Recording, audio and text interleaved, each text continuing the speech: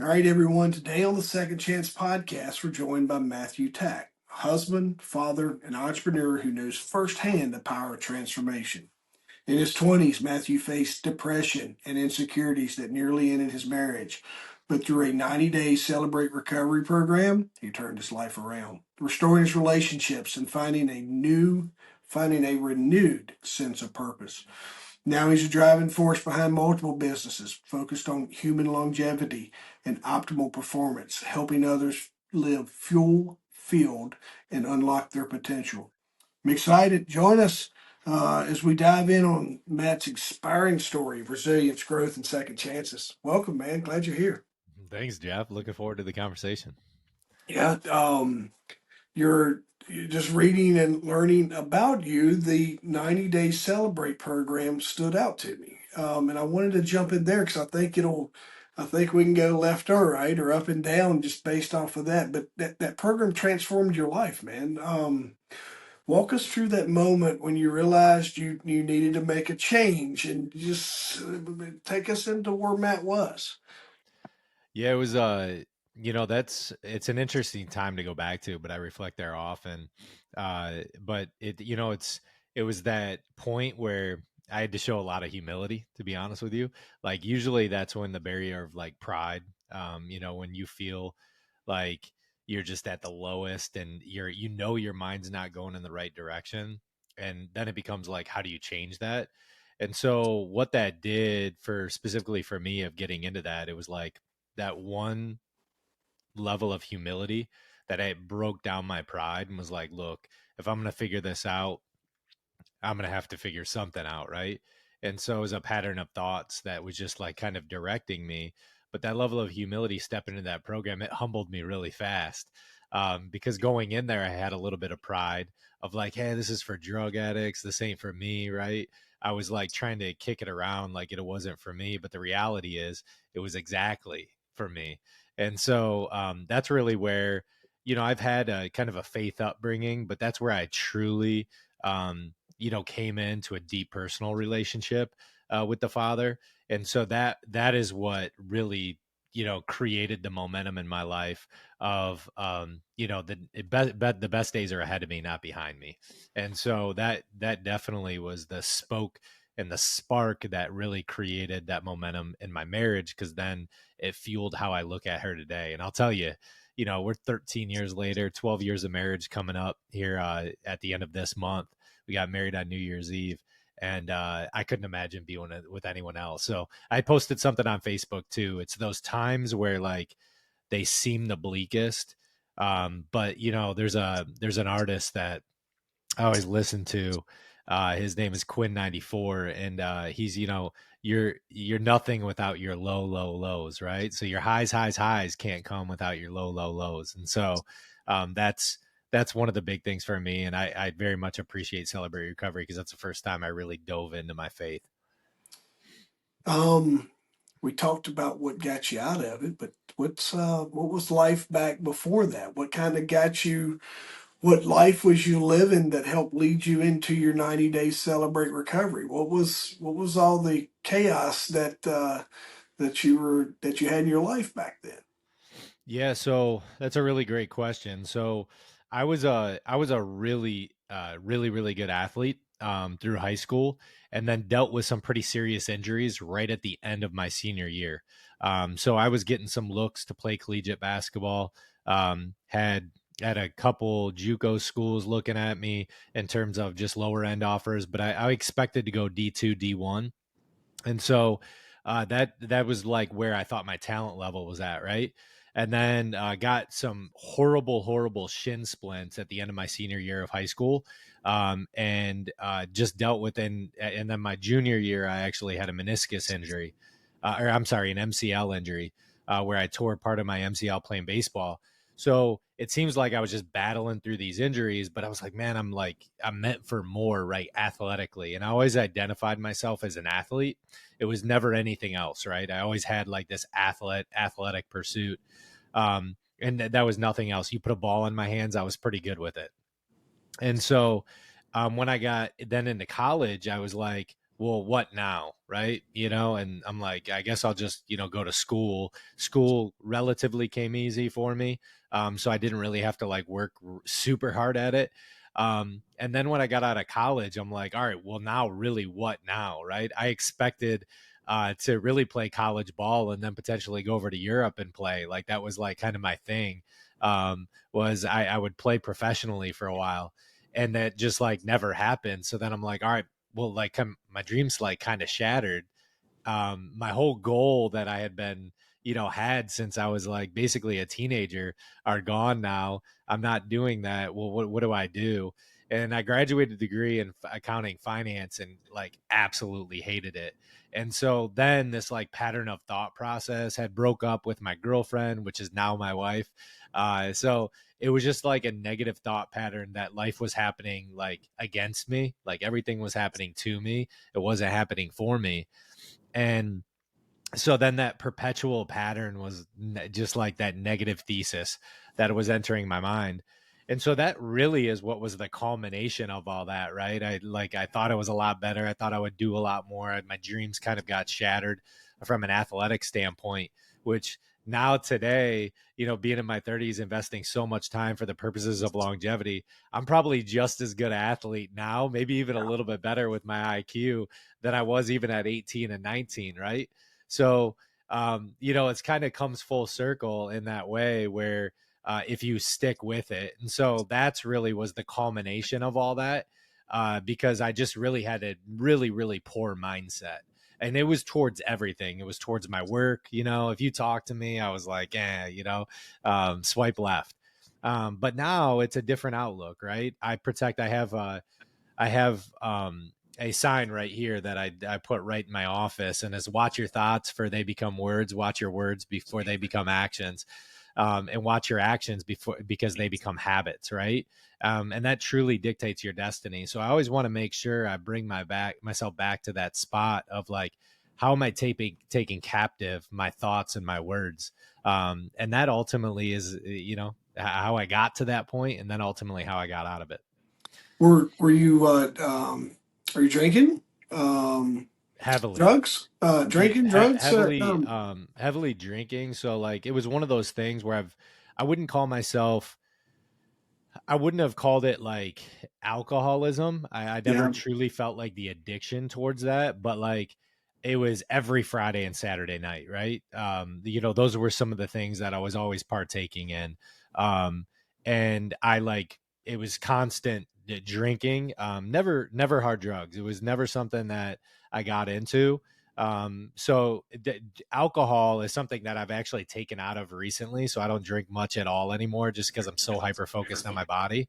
But I was drinking actually quite a bit, which led to a lot of that, right? Because that was like that, those are Fridays and Saturdays. I remember going to like, I'd go to church drunk, yeah. thinking back in those days, like, what I was actually thinking. Like, I'm like, oh, I can party till 3 o'clock in the morning and then still go to church for some reason. But anyways, that was the mindset I had back then. Obviously, much different than I have today. But just that was like the standard quo. 18 pretty much to 2026 is just like every Friday and Saturday night. Especially when we moved to DC, it was kind of that same thing. What is fun to me? Well, fun to me is like going to these happy hours and going Yeah. and drinking on Friday and Saturday, spending at the bar, which that's the farthest thing from fun for me now. But that's ultimately, a lot of that, was a culmination, right, of all that, and my negative thinking. And that was something how I like kind of pacified the depression during that time.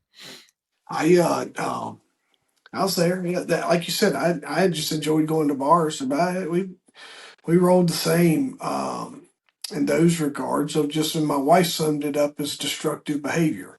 I thought she said reckless behaviors, so I made a shirt that says reckless behaviors. She told me later that she had actually said destructive behaviors. So I was like, well, guess what? We're gonna stick with reckless because it's on my shirt. But that's basically what she summed it up with me. It was like it's not that you have a problem, you just do dumb stuff. Or you do destructive things when you drink, and then you drink more, and it's destroying you type thing. Yeah, it's one of those things too. I'm the type of person that's all in too. And Yeah. so like when I was drinking, it was the same thing. It was like, oh, why not a little bit more? Why not a little bit more? There's no like cutoff point, right? And so that was a big thing for me is like during that time frame, just horrible habits. And that's one of my main things now is I temperature check all my habits as far as, hey, is this healthy? Does this serve me or this doesn't serve me? You're at, when you talk about restoring your marriage and relationships being a big part of your journey, what were some of the most important lessons you learned about rebuilding trust and connection during that process? Yeah, it's a really great question. For me, during the process of, my wife and I had only been married for a year. So we got together, we broke up a few times. She's actually my high school sweetheart. We broke up quite often during college. And then we reconvened and I moved to DC. That's where we eventually got married. Um, but and she lived there as well, obviously. Well, but during that time frame, I don't think she really actually knew how bad like I was trending in terms of the direction of like my thought pattern. So I isolated that a little bit. But one thing she did know is the day that we got married, I actually told her, I was like, I wasn't ready to marry you that day, and that actually pains her today to like hear me say that. But I mean, that's the reality. But we live much differently now because I express that. Um, and it's something we temperature check every day. But like part of the early on of like rebuilding that trust with her, I go back to these words of affirmation because it is extremely critical for me, even to this day, of like the thoughts and the words that are directed towards her. So like, of course, we're gonna have friction, but I mitigate that. And Aubrey Huff, he was a baseball player for the Baltimore Orioles way back, like 400 hitter. He gave this really good analogy of like how he interpreted things after he struck out. He always like, I need to shorten the gap, right? And so that's how I try to live life. How do I shorten the gap as much as physically possible? And if it's me saying I'm sorry, even when I'm not like potentially in the wrong, to mitigate that, I can be the bigger person. And so that's why I truly believe in this like alpha male mentality. And what does alpha male really look like? And it's number one, being vulnerable to your wife. Hey, I'm not feeling right about our relationship right now. Like, how can we make it a little bit better? Or I'm feeling great, and how can I make it be better? So, just communication with her was like one of the biggest things. But it started with words of affirmation and how I interpreted her. And then, like, of course, my direct influence was like my faith. Because that connection in my faith was a direct outlook of how I'm treating her, and I know that if Christ if he wants me to treat her a specific way, it's to uplift her and empower her. And so that's where the direction of like this alpha male mentality comes from for me, is like, how am I empowering my wife every day, right? Not getting out of the house. What can I do for you to serve you a little bit more? And so I know if she was here, she would say the same thing, is like, yeah, he does serve me, right? And so it's an act of service. And so you have to humble yourself as a male for sure, like real quick, a lot of times when you want to actually serve your wife with the right intentions and the right heart. But and that was an obstacle. So for me early on, I'm like, man, this is really hard, right? And but the extension is like, how can I shorten the gap to get to that heart of like, I want to like really quality, whatever the word is, I want to serve her in a quality way. And so those were the big things as far as that, the acts of humility that allow me to serve her and empower her. And so now I have three little girls that, that completely changed my world, that for sure it's a completely different outlook. And one thing that I started telling them that was like a really big trust builder in my wife, for me, was like when they could understand it. I told each of the girls, I was like, I love you guys, like, and I would die for you, but I love your mom more. I picked her first. And so I actually let them know that. And they're like, Dad, but at the same time, that builds this level of trust between my wife and I, that's really galvanizes that it's an us almost versus them mentality. And like, you aren't going to break us, to get to one of us. We come as a team. And so that team-based approach has really helped us in our relation. I'm no relationship guru either. That's not what we do. But at the same time, it's one of those things where that trust and that communication has really galvanized us over the long term. Yeah, you touched on those words of affirmation. Did you sound like you spent some time figuring out love languages? I read that was one of the books that that actually I read coming out of Celebrate Recovery was the five love languages and Yeah, what she needed, and it was physical touch and words of affirmation, and that was knowing and understanding that really allowed me to serve her more intimately and better. And I'm not gonna lie, the more the more you're able to serve your wife and the more you get feedback, it's just like in business. If the more feedback you get, the little bit better you can get. Everything becomes better. Your sex life becomes better. Your just marriage in general becomes better. How you parent becomes better. All these things become better. But you gotta come in with the attention of like intention and attention of how I'm gonna get a little bit better. yeah.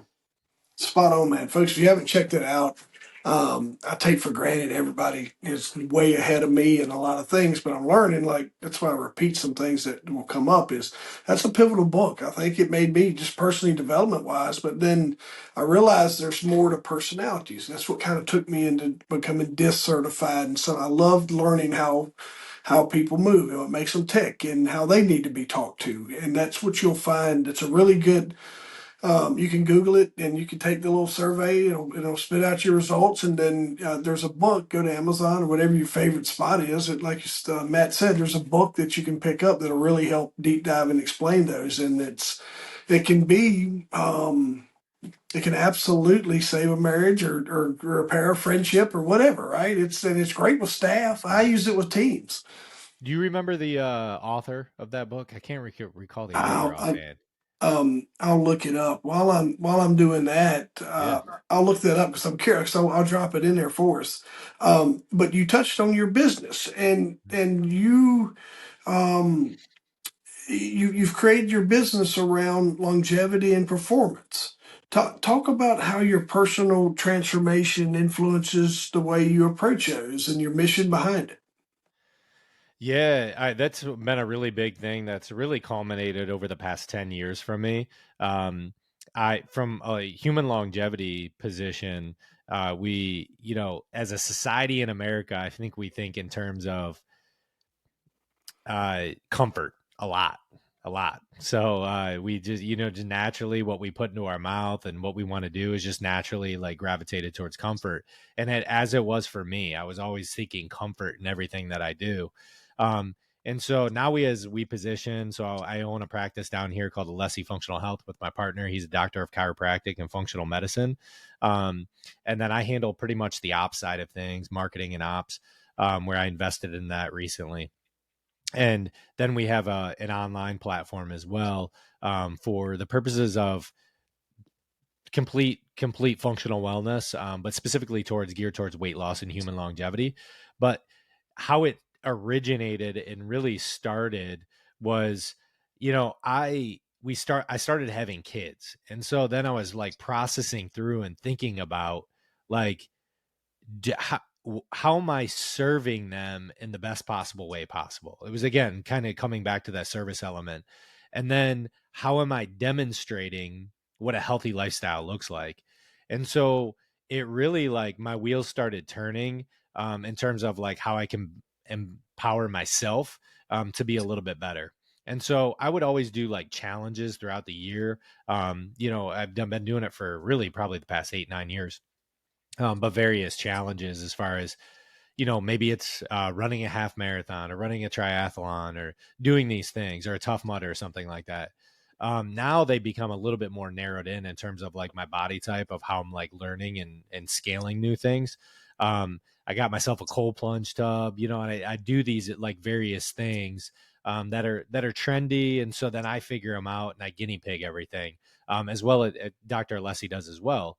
And so this has just been a navigation of how I can perform at a high level and still model that to my children. And I just think that's a really big thing that we just miss out on, I think like Americans specifically are missing out on that opportunity to really model things well. And one of the big things is like kids at the end of the day, I always like do this like imagery of if I reversed engineered my 85-year-old self, right? Of like what would he thank me for what I did today. And so as I do that, I'm like, all right, well, getting myself out of breath, optimizing my health, he would thank me for today. Um, and then ultimately how that bleeds into how I treat my kids, my children. And so I started doing it a while ago, but like, how do I optimize my sleep? What does that look like? And, I can get nerdy on that all day. But now it's trended towards like full body resistance training, functional training, modalities that we incorporate, like the infrared sauna and the cold plunge, which I'm massive on the infrared sauna now. I think it outweighs the benefits of the cold plunge. Um, and then other metrics of how we're incorporating peptides and testosterone replacement therapies, and how are we efficiently training, right, for the purposes of to maintain hobbies. Because as men, I believe we truly need hobbies as well. And what we miss out on is we tend to give up on hobbies. Like back when in my early 20s, I was ready to give up on my kind of love for basketball, right? And then but now I'm darn near 40 and I'm still playing basketball at a pretty high level. And then same thing, as I incorporate myself at the gym, I train for these things in the same way that I did when I was almost 18, 19 years old. And I'm actually probably have more lean muscle mass than I did when I was probably 19, 20 right now. So, and I definitely am more cognitively aware of like where my lean muscle supply is, and how much body fat I do have at any given time, where that'll increase and decrease. So understanding those things, but there's so much that goes into it, but it really started, the culmination started was like, how am I modeling something really, really healthy to my children? Because when I'm 85, I want them to approach the same thing when they're in their 30s and 40s as like, how am I living for optimal health? You I read something the other day. It was talking about male testosterone, and then the comment below was the question was, why is male testosterone so low? And has it always been? Do you know, or what's your insight on that? For sure. So yeah, no, we've done a lot of research on this. Um, so there's a number of different studies, and the reasoning behind a culmination. There's a lot that goes into the studies that they actually have right now, but one of the reasons is because our food supply has exorbitantly changed, right? Yeah. So like our food supply naturally is changing where less people are eating whole food sources. Um, and then your macro and micronutrients, that is what ultimately you're gonna like, people are becoming more stagnant and then they have poor nutrition, right? And so if you have those two things, you're gonna see a decline at a faster rate. And then people aren't nearly as cognizant either, because standard practitioners, if you don't go to a doctor that really understands like biooptimization and really understands blood work, when you go get your blood work done and it comes back and it says, "Hey, Jeff, you're okay. You're in the 2 to 300 Yep. range." That's the standard. Well, the standard for an 85-year-old is 2 to 300. The standard for Jeff isn't 2 to 300. Mhm. And I don't know anyone that says, "Oh, okay, I want to live average, right? I want to live Yeah. an average life or slightly below," right? No one ever would like say that if they knew it. And so that's where like having a doctor that really understands like blood work and biooptimization comes into play, because that's what I did, right? Last year, I realized I was low on testosterone, and I got a full blood panel back, and I was actually in pretty healthy shape. I think it was from probably a little bit from overtraining for cardiovascular activities, because I did a lot of functional training, a lot of running at the time. Um, but the point is that, yeah, like a lot of guys just don't know. And it comes from those two things: lack of resistance training. So that's something that I've incorporated. So resistance training. And then number two is just getting proper nutrition. And so you're getting those macro and micronutrients, and then supplementation as well as always helps. A lot of people you're going to be low in iron, low in zinc, magnesium, all these things. And one of the major things for me though was I wasn't sleeping. My sleep wasn't Yeah. optimized, and that can significantly plummet your testosterone levels. So, just a number of things across the board, but that is it. People are sleeping like rather poorly nowadays, right? We're always in front of screens before bedtime, and then lack of proper nutrition and lack of proper resistance training.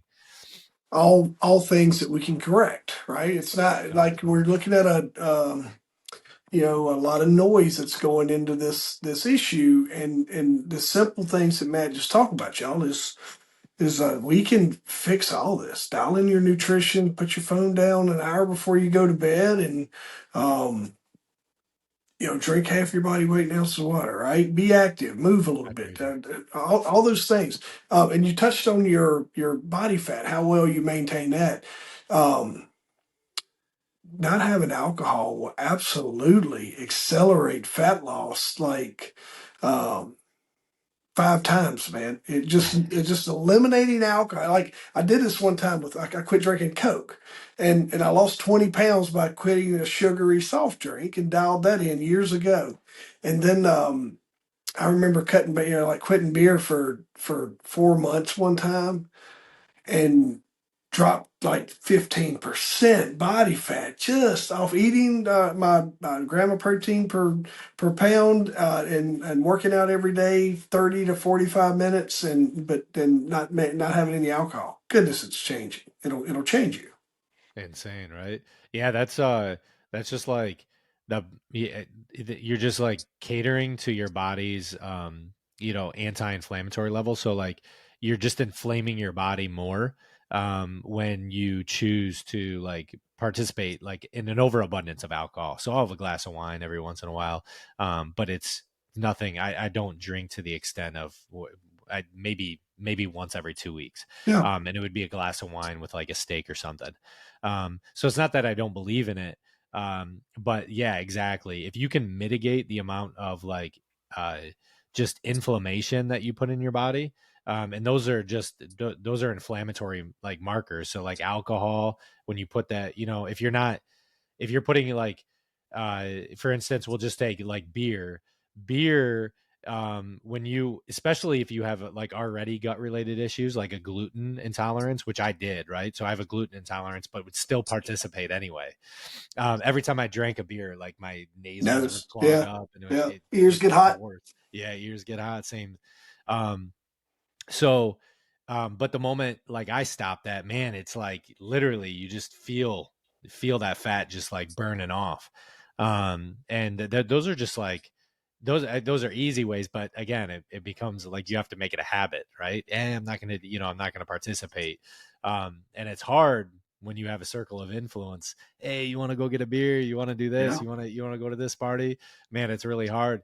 Now that I built that discipline and that muscle, I can go to a party and just get soda water and drink soda water and have good conversations completely sober, and I'm cool with it. So you really Yeah. have to build that muscle. It's hard. Hand to mouth. As soon as when I found bubblies, the little sparkling waters and fizz, the bubbles in the hand to mouth, what I needed. I didn't. Um, I'll have like I quit drinking beer because of that reaction I was getting. It got to where one beer was a 3 day hangover, so I Yeah. just quit drinking that altogether. But and when I would go somewhere, I would be like, I don't know what to do with my hands. I just figured out like those when they came out with bubblies, man, just the can feel in my hand and all that stuff, and I was like, I'm happy as I can be. Yeah. You touched on just your training, but depression and insecurities, man. Just some challenges and significant obstacles for you. And that's not something that goes away. That lives with us. But you do a good job of managing. What strategies do you use to help just maintain your mindset and stay grounded? Yeah, that again goes back to the point of shortening the gap. So like the, I love the analogy of like, hey, you just need to be a 300 bit, hitter, right? You're Yeah, gonna strike out every once in a while, and then it's gonna hurt. But then how long is it gonna hurt? Can you come back the next day? And so one of the strategies that I always do, because I actually just had a recent failure. So we had a company, I was trying to roll out this company called Nutritious. I thought it was a really good concept. We had all the marketing material. We tried to roll it out. And it just completely bombed. I'm not going to lie to you. I'm not going to beat around the bush. 2 months ago, I decided to close it up. Like, it was extremely hard.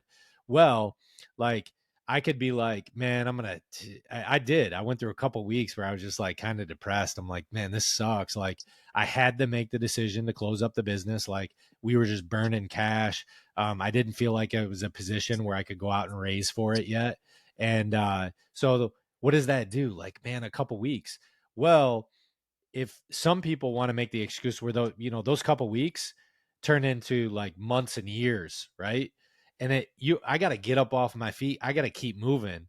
And so one of the biggest disciplines that I put into my daily practice is I have devotional time, right? I want to get a download from the Lord.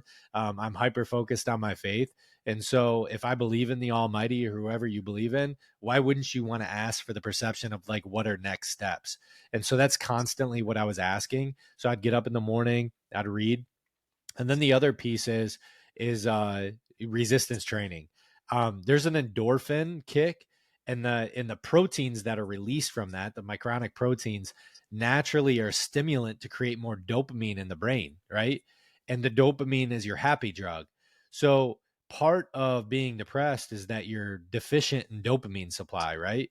And deficient in serotonin supply, and your cortisol levels are spiked. And so I'm looking for other things to, like, am I going to go pacify this with drinking again, or am I going to find other source, or am I going to double down on like where I think my life is headed?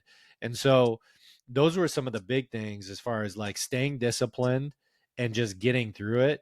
A couple months ago, we went through a hurricane too, and I went through another season. It was the same way where like you're constantly being fed by all this news, and like we thought we live on the water, so like we thought our house was going to be gone. And I'm like, right at the aftermath of that, I'm like, geez, man, I was freaking depleted. But it was the same thing. How quickly can you get back to your disciplines? And so yeah, I was all out of whack. We were in hotels. We were all over the place. We ended up going to New York, came back down. So my disciplines were out of whack. Came back, and I was like, all right, how do I get back to the fundamentals? And so if I could describe it in the easiest way possible, it's like literally if you love basketball, it's like, how can I make a layup first? Can I get a few layups in there? Can I get a free throw where I'm building up my confidence again to get back, to my main motive of what and mission of what I'm doing? And so it's those small daily disciplines that kind of create that trajectory. How can I get out of this as quickly as possible? So, those small daily disciplines for me, for sure, are, staying devoted in my reading, whether, it's in scripture and in other books. And then the second thing, is staying committed to like working out, right? I want to make Yeah. sure I'm moving my mind. I believe in the Jim Quick philosophy of move your body, move your mind. And so just maintaining those disciplines really, I mean, I think resistance training can take anyone out of depression. There shouldn't be any drugs in Yeah. America. There should be more people in gyms Yeah. resistance training, because they can take you out of depression for sure. I agree with that. Damn good therapy for me. I told my last guest, I said I joined the gym trying to lose weight and get in shape and just be fit. And I liked it so much I bought the place, right? So it's I enjoy that. But your message there, the one thing to pick up on, folks, is not everybody's in a rut trying to get out of it. Some people have gotten out of that rut and they're trying to maintain it. And when I experienced that in EMS and the fire truck, we would say you got seat time. And the lieutenant, if you ever look at a fire truck, the guy's riding the passenger, he's a boss. He doesn't drive, or she, the whoever's sitting front right on that engine is, we call it, you riding the seat today. Oh yeah, Right. So that's I good. would always say, like, I worked in an office at the time, and they would be like, had to go to a funeral and something was knocking me. I'm back to different things and being exposed to some past or whatever. And my mind would start messing with me. And they'd say, what do you need? And I said, I need seat time. Let me get back in my seat. And as soon as I would get back in my office chair and get the phones work, and just get back in my groove, my mind would go back to focusing on where I was then. But same thing is figure out what works for you, folks. That's Yeah, good, for man. sure. Because I take for granted that the folks that are out of the rut, they stay out of it forever. No, no, no, no. It's like we have to work at it just as hard not to go back into some of those places. That's right. That's right. And this is another thing, and I literally just thought of this. This month, my wife, she started getting up recently. I've been sleeping in a little bit more. I was like a 4:35 a.m. guy, and I've been just extending my sleep cycles just to get another hour in. So I've been waking up roughly around 6 um, over the past couple months. But my wife started getting up at like 5 o'clock. We recently got a puppy. And so for the past 10 years, I've been getting up really early, right? She's like, Matt, she's like, why don't you get up early with me? She's like, this is great. I know. Yeah, I do. And Where was you? Where was you when I I was was like, there? where were you best 10 years ago? So, anyways, I've been getting up with her, and we've had this time together. But this was the thing, a lot of people, especially in this season in December, are going to be like, oh, this is what I'm going to do in January. This is what I'm going to do in February. But the reality is like, no, no, start today. Like, Other start day. today. It's not Yeah. a Monday initiative. It's not a January initiative, because that's where like you're creating these disciplines. The moment you tell yourself like, oh, I'm going to do this in a forward speaking amount of time, meaning like, oh, I'm going to start this in January, is when you'll start doing it for 2 to 3 weeks, maybe a week, and then you'll fall off the wagon. If you start implementing things right away that you intend to do, they become more sticky. And so that's like I need some seat time, right? You Yeah. like today, like that's when you start things. It's not like, oh, I'll get to that in January, because that's the moment you put it off. Yeah. Do something today. Do Yeah. something when you're hearing this, right? Don't ever put off you. We do that so much. Tell me real quick. I got one more question I was going to Yeah. ask you, but tell me who's your ideal client and how can they get in touch with you? Yeah, our ideal client typically, so we have two different sets of kind of a client. So we service like majority of the clients that we have in clinic. I'm not going to lie, we were actually breaking this down. So in Tampa Bay, we actually, there's a lot of women that come into our clinic. So and those are mainly meant for back. So we're chiropractic and decompression there. And then on our nutritional side, we focus on 30 guys 35 and up. And then what we do is we do a telemedicine approach. So it basically, we give you an optimized game plan of number one, how to shed weight. So we have a protocol called the Genesis protocol, and then we have a nutritionist on staff that basically you can meet with, and that's directly on our website. So or I can send out a booking link for that. But we do essentially telemedicine, where if you're looking to lose some poundage, you want to lose about a half a pound to a pound a day, and then incorporate some programmed resistance training in that. We have basically anywhere from a 90-day to a 6 month process, depending on how much weight you want to lose. For the purposes of that. So we do two different sides of things. So if you're located in Tampa Bay, we host women too, but for our telemedicine side, the kind of our full field initiative, and we're working with the Genesis protocol. That's mainly guys, we're focusing on 35 and up, because we're going to cater that towards somebody that, maybe potentially is interested in testosterone replacement therapy. They're looking to lose some weight. They're looking to get more trained. And so that's who we typically serve, as guys 35 and up. What's that website again? AlessiFXHealth.com. Okay. Um, Big deal. Like, and here's what you'll find, folks, is that if Matt's speaking to you, go work with Matt. I learned that too. Is when you hear this and you're like, man, he's exactly right. That's a sign. Make sure you pay attention to that. Reach out for this guy because those are. I remember trying to figure out just nutrition. You don't have to do nutrition programs forever, but you need to go somewhere to learn. Because if you're like me, I didn't grow up. I didn't understand proteins and macros and how greens have less caloric value. I thought I was eating healthy when I had a salad. Right? There's no calories in that salad. You're not. Your reason why you're getting fat's because you don't know, and then trading. I want to eat carbs during the week so I could drink beer on the weekend, right? So um, you got some folks that are probably listening, Matt, that are at their own rock bottom. What advice would you give to help them take the first step toward their second chance, whether it's relationships, personal growth, or finding their purpose? Yeah, that's the first step. The first step is always to admit you need help, right? So like if somebody's it literally I need help, like, and you can say it out loud. And then it's an interpretation of what you're going to do next, and that's massive action, right? And it's going and surrounding yourself with people that are going to help you and empower you. Because the reality is typically it's your environment. And I always go by the method of change of place plus change of space equals change of perspective, right? And so a lot of times you need to take yourself out of that in order to get yourself a perspective change. And so those are, that's one of the big things. And a lot of times, maybe that's just going to the gym, right? And it might be where you're going to the gym and you only spend 10 minutes there. You don't even know what you're doing. You're just scoping things out. You're looking at what people are doing. You're hopping on the treadmill, looking around to see, what guys are doing. And then maybe you ask a couple guys questions. Hey, how do you do that exercise? I've been watching you from afar. Like, when you ask better questions, you'll always get better answers.